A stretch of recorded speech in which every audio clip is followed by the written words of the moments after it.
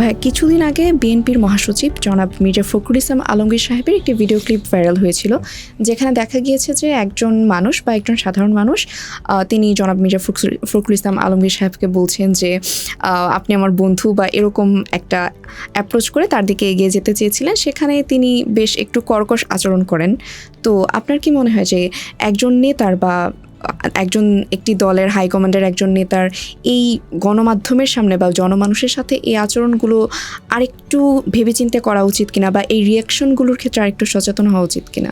আসলে সব কিছু যদি ভেবে করা হয় তাহলে বিষয়গুলো মেকি হয়ে যায়। আপনারা আমাদের বিএনপির মহাসচিব মির্জা ফখরুল ইসলাম আলমগীরকে গত 17 বছর দেখেছেন।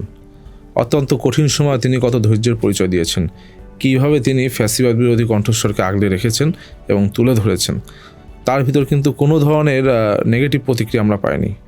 আপনার তার বয়সটিও বিবেচনায় রাখতে হবে যে তিনি অত্যন্ত সিনিয়র একজন সিটিজেন।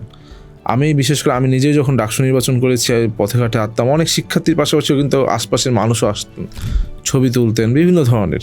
তো আসলে আমার কিন্তু তখন এইম থাকে যে আমি কীভাবে আমার ভোটারদের কাছে পৌঁছাবো, আমি কীভাবে মানুষের কাছে আমার কথা তুলে ধরবো। কিন্তু তখন কিন্তু এগুলো এক ধরনের বাধা মনে হয় যে বাইরে একটা লোক ছবি তুলতে আসতেছে, কথা বলতেছে। তো অনেক সময় কিন্তু আমাদের মেজাজ আমরা হারিয়ে ফেলি। মির্জা ফখরুল ইসলাম আলমগীর একজন মানুষ, তিনি কোনো জিনভূত না অথবা রোবট নয়। সুতরাং প্রত্যেক মানুষ, আপনিও কিন্তু অনেক সময় মেজাজ হারিয়ে ফেলেন।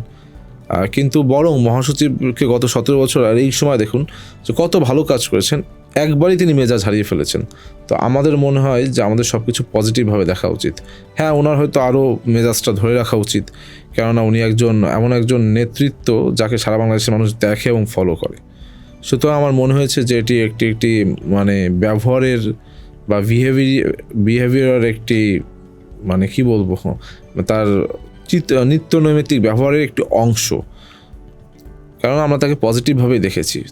তো সে একটা রিয়্যাক্ট করেছে, হয়তো বা সে তখন তার মেজাজ হারিয়ে ফেলেছে কোনো একটি কারণে, এজন্য। কিন্তু হ্যাঁ, তাকে আরও সংযত হওয়া উচিত ছিল।